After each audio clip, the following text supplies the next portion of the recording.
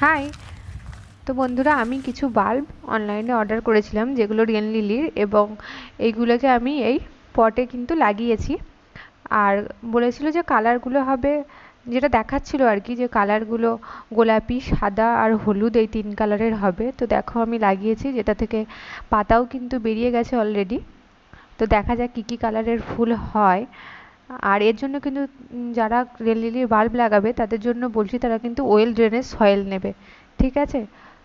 তো এই দেখো, যথারীতি এই গাছগুলো কিন্তু কুড়িয়েও চলে এসেছে 1 সপ্তাহ পর, যেটা দেখে আমার কিন্তু খুব ভালো লাগলো যে বাল্বগুলো ম্যাচিওর বাল্ব এসছে। আর এই দেখো, এটার ফুলটা ফুটেছে, এটা কিন্তু হলুদ, আর এটা হচ্ছে সাদা। এটা সাদাটা কিছুদিন পর ফুটেছে।